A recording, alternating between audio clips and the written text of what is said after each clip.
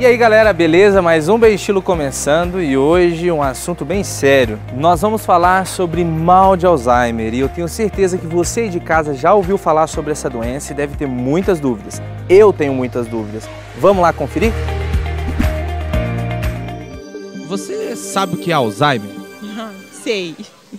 Estou começando a aprender. Sim, eu sei. Vivi isso na família. Meu sogro teve. Com esquecimento, falta de memória, a pessoa começa a ficar perdida, assim, é o que eu estou vendo na minha irmã, né? Porque a senhora conhece alguém que tem? Conheço. Tá, infelizmente, dentro da minha casa, minha família, minha mãe.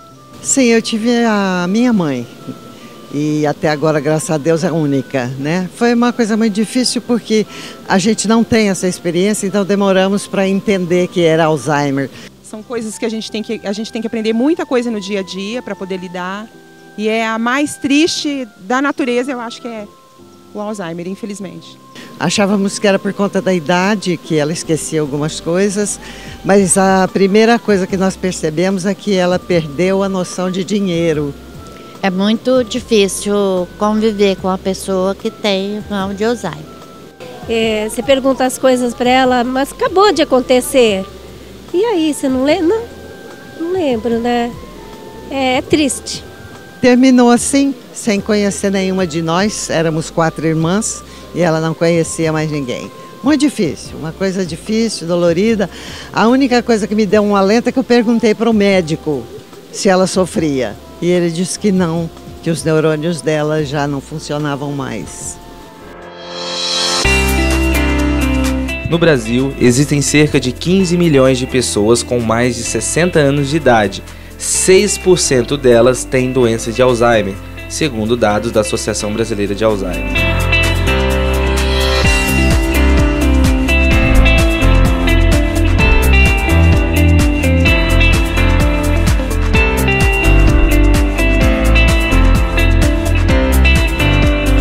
É isso aí, galera. Estamos aqui agora com o Dr. Sidney Zampieri. Doutor, muito obrigado por nos receber aqui. É um prazer. Tenho certeza que vai ser muito esclarecedor a nossa entrevista. Doutor, eu fiquei assustado, porque durante a gravação do nosso Fala Povo, muitas pessoas relataram que tem alguém na família ou conhece alguém próximo com essa doença. Doutor, por que é tão frequente essa doença? Na verdade, a população envelhece saudavelmente cada vez mais. A quantidade de pessoas mais velhas, a tendência é sempre aumentar. E é uma patologia que sempre esteve presente, só que às vezes era subdiagnosticada. E hoje em dia nós temos cada vez mais condições de ter um diagnóstico mais preciso e fazer um tratamento mais eficaz também. Certo. Doutor, demência e Alzheimer são a mesma coisa ou não? Mais ou menos. É um pouco semelhante no seguinte sentido. A doença de Alzheimer é um tipo de demência. Nós temos vários tipos de demências hoje. Né? Demência dos corpos de Levy, demência de Pick, demência por múltiplo infarto, por degeneração só circulatória cerebral. E dentre elas, a doença de Alzheimer é a mais frequente. Tá? Dentre as demências, a gente tem que 60% a 80% das demências são do tipo doença de Alzheimer. Então é bem frequente mesmo. É bem frequente. Doutor, mas é uma doença que pega só idosos ou pega o jovem também? A gente tem hoje, em média, os pacientes acima de 65 anos. Tá? Mas nós podemos até considerar que a partir de 40 anos a gente pode ter alguns casos, mais com uma predisposiçãozinha. Certo. E o Alzheimer, ele é genético, é hereditário ou não tem nada a ver? Tem. Infelizmente tem um pouquinho de componente genético. A gente tem que, se o pai ou a mãe tem a doença de Alzheimer realmente diagnosticada, tem 50% de probabilidade para passar isso para o filho. 50%? 50%. Isso é um número alto.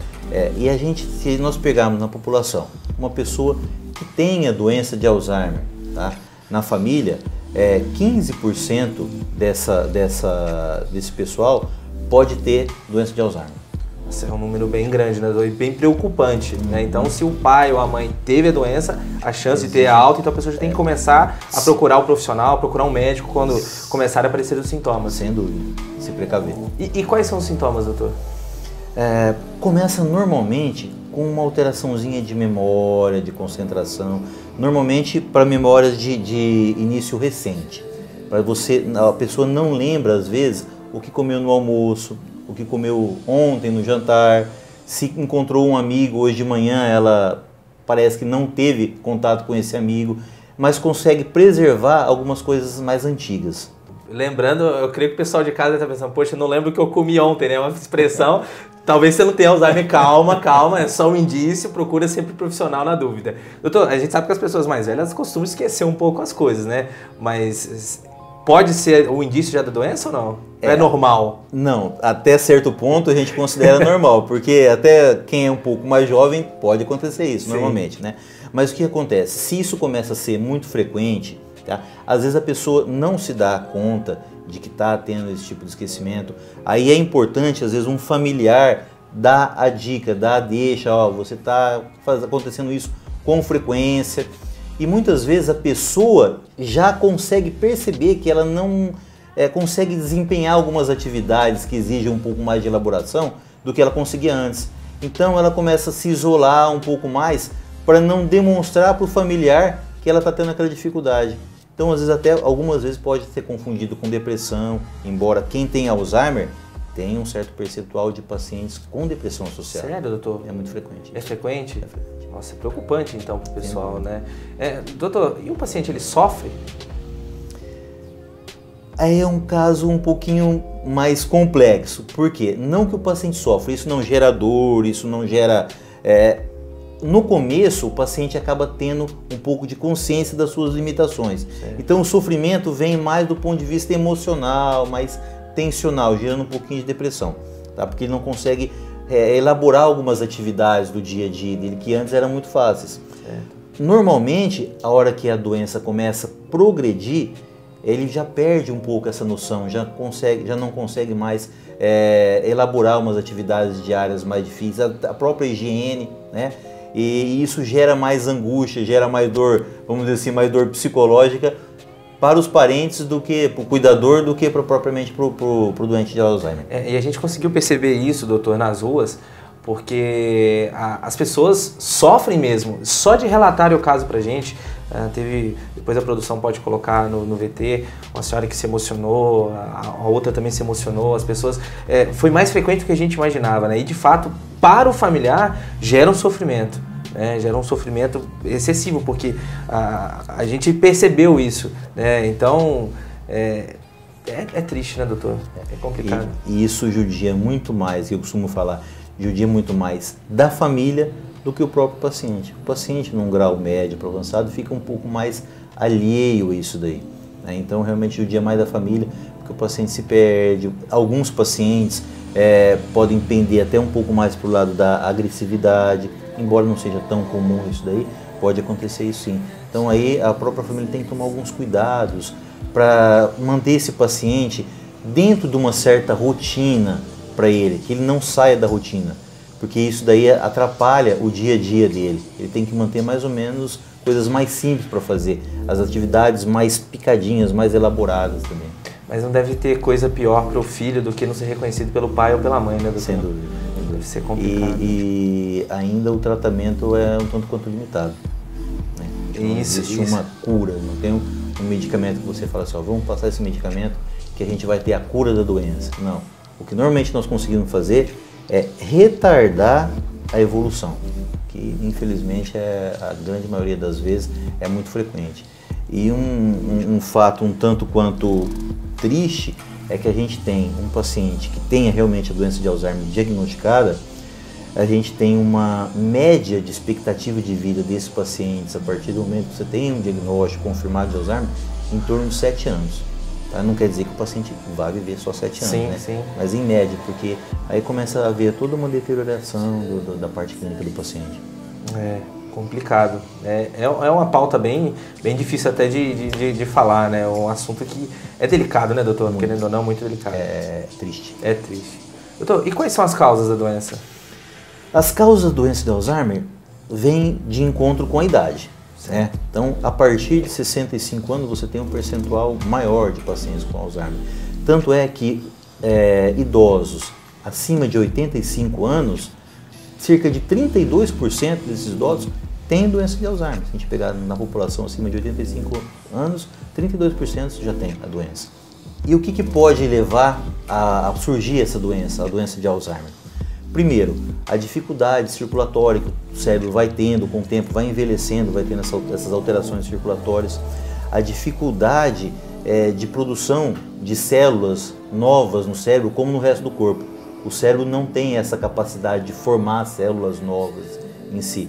Então, deterioração das células já existentes e, principalmente, as células do cérebro começam a ter dentro dessas células deposição de algumas substâncias, como se fosse um tipo de gordura, chama proteína tal, que acabam dificultando o trabalho dessa célula, o metabolismo dessa célula. Então essas células vão deixando de funcionar. Então o cérebro vai deixando de ter algumas atividades que para ele eram fáceis antigamente. É uma doença degenerativa, então, né, doutor? Certo. O mal de Alzheimer pode ser considerada a doença do século, doutor? A gente tem muitas doenças do século. Muitas doenças, né? Depressão e tal, mas a doença de Alzheimer eu acredito que possa ser considerada, porque, como a gente falou, a doença de Alzheimer surge em pacientes mais idosos. E a população, infelizmente, ou melhor, felizmente, né, a população tem aumentado a expectativa de vida. Sim. Então, provavelmente a gente vai ter cada vez mais casos. E uma coisa interessante é que tem um percentual mais frequente de doença de Alzheimer em mulheres. Sério? Por quê? Porque a expectativa de vida das mulheres é um pouco maior. É maior, né? A nossa mulherada vive mais, né? Bom, doutor, agora a gente vai para o nosso famoso Fala Povo, que é onde as pessoas de casa, elas enviam perguntas pra gente, né? Na verdade, a gente envia perguntas pra gente, a gente vai até o centro da cidade e essas pessoas a gente grava e traz o profissional responder. Produção, vamos para a primeira pergunta da rua. Doutor, por favor, como melhorar o dia a dia do paciente com Alzheimer? Bom, como melhorar o dia a dia? A gente sabe que essa é uma doença um tanto quanto limitante para o paciente com Alzheimer. Então a gente tem que tentar deixar ele mais confortável no dia a dia, em casa, para fazer suas atividades. Não adianta brigar com o paciente, porque ele está tendo uma limitação na compreensão para fazer as coisas. Então não adianta querer fazer com que ele faça as coisas certinho. A gente tem que manter mais ou menos uma mesma rotina para ele no dia a dia. Certo. E protegê-lo de sair de casa, se perder, manter um cadeado no portão, não para trancá-lo, mas para proteger ele mesmo de sofrer acidentes fora de casa. Esse paciente costuma ter muita insônia, algum medicamento para ele que durma mais tranquilo, porque a privação do sono faz com que ele fique um pouco mais, às vezes, agitado, um pouco mais agressivo, né? E, acima de tudo, paciência com esse paciente. É uma coisa extremamente importante. Certo. Vamos para a próxima pergunta aqui. Doutor, como diagnosticar o Alzheimer? Doutor, como é o diagnóstico? Bom, a doença de Alzheimer é uma doença progressiva. Normalmente, o diagnóstico já é feito pela família. Como assim? O familiar consegue observar que o paciente já se perde, às vezes, em alguma conversa, e não consegue lembrar de coisas mais recentes. Eles não lembram, às vezes, o que ele comeu no almoço, o que ele comeu no jantar, não lembra que conversou com uma pessoa conhecida um dia anterior. A família percebe que esse paciente está tendo um pouco de dificuldade de interpretação das coisas, de convivência no dia a dia. Quando chega para a gente, aliado ao exame físico, excluindo algumas doenças que podem dar uma lesão cerebral, o médico vai pedir alguns exames para excluir algumas coisas mais sérias, mais cirúrgicas eventualmente. Posto isso, a gente tem que fazer um exame que chama exame neuropsicológico, que é um exame quantitativo. São testes que a gente consegue analisar quanto que esse paciente tem de perda de memória, concentração, perda cognitiva, tá? Então é basicamente análise clínica e um exame neuropsicológico. Certinho. Vamos para a próxima pergunta. O estresse pode causar Alzheimer? Bom, o estresse também é uma das doenças do século, né?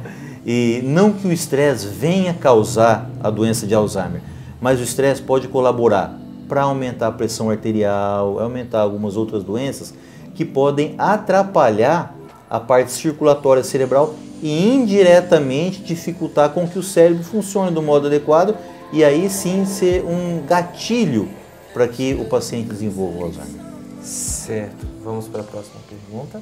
O Alzheimer, ele afeta a memória? Ou o que mais que ele afeta para que a gente possa estar diagnosticando isso antes, vendo, sabe, que vai acontecer, porque parece que é muito rápido, muito rápido. Inclusive bem emocionada, doutor. É triste porque realmente de um dia mais da família, né, do que o próprio paciente, principalmente quando o paciente tem uma doença mais avançada e fica meio alheio às coisas, né? O Alzheimer afeta, além da memória, também atrapalha em outras coisas do dia a dia do paciente. O paciente tem dificuldades para dormir, pode vir com a depressão associada, é difícil, começa a ter prejuízo da cognição, ele não lembra de algumas coisas do dia a dia, não consegue se alimentar do modo adequado, eventualmente a higiene pessoal também fica deficitária. Então, muitas vezes a família tem que auxiliá-lo em tarefas muito simples, como às vezes só se alimentar. É bem complicado. Doutor, essa senhora que a gente entrevistou na rua ficou marcada, não só para mim, quanto para a produção, porque ela desabafou bastante e naquela hora a gente foi empático e sentiu a dor dela, né? Então foi bem difícil e é como o senhor falou, né? A gente tem que se precaver, né, doutor? A gente tem que se preparar porque todo mundo está sujeito a passar por isso em alguma fase da vida, né? Sem dúvida, e lembrar que a população está envelhecendo cada vez mais, graças a Deus, e hoje nós temos no Brasil 23 mil pessoas acima de 100 anos de idade. Olha só! É um dado interessante. É um dado bem interessante. E se a gente colocar aqui acima de 85 anos, 32% dos pacientes podem ter Alzheimer, então é uma população Nosso futuro muito talvez grande, esteja traçado, né? Por isso a gente tem que se cuidar, né? Exercício físico, cuidar da pressão arterial, cuidar de diabetes, cuidar de hipercolesterolemia, que é colesterol no sangue alto também. Tudo são fatores, fazer exercícios e atividades intelectuais, palavra cruzada, tudo isso ajuda realmente bastante. Olha só, interessante. Fica a dica para você de casa, viu? Palavra cruzada, vamos exercitar esse cérebro para não deixar isso acontecer. Doutor, já que a gente está tocando nesse assunto, o que a pessoa de casa tem que fazer para prevenir o Alzheimer? Tem prevenção? Sim, sem dúvida. Talvez não uma coisa concreta, sim, que você sim. não vai ter Alzheimer se você fizer isso. Claro. Mas cuidar da pressão arterial, tá? Porque a hipertensão arterial pode causar lesões dentro dos vasos sanguíneos e isso dificultar a circulação e indiretamente piorar, né? Cuidar além da pressão arterial, da parte de colesterol, de triglicéridos do sangue, fazer exercícios regulares e principalmente fazer exercícios intelectuais. Ler um livro, ler uma revista, fazer palavras cruzadas, colocar o cérebro em atividade. Principalmente tentando fazer coisas novas, exercícios novos, intelectuais novos, coisas que a pessoa não está habituada a fazer. Porque o Alzheimer, ele atrapalha muito mais a memória recente, não as coisas antigas, as coisas tardias. Então fica a dica você aí de casa, viu? Vamos fazer palavrinha cruzada, vamos exercitar essa cabeça. E na opinião da senhora, por que a pessoa acaba tendo o Alzheimer? Olha, a informação que eu tenho é a respeito da questão do neurônio, que vai se deteriorando ou acabando, mas a causa realmente, por mais que eu tenha pesquisado, ainda não encontrei. É para tomar muito remédio assim para poder dormir. Eu acho, na minha opinião, não sei. Ai, olha, sem explicação. Eu não sei de onde que vem tanta coisa ruim junto, porque não sei mesmo, acho que não sei. Sem explicação. Acho que esse é o grande problema, porque aí não existe um tratamento preventivo, né? É aí que tá. Porque a prevenção é tudo hoje em dia, né? Já que hoje nós temos essa consciência, né? Olha, eu sei que tem muito estudo em cima disso, mas é aquela história. Enquanto tá na casa do vizinho, enquanto é com o irmão de não sei quem, você não se interessa, você não dá mínima, entende? Aí você vê.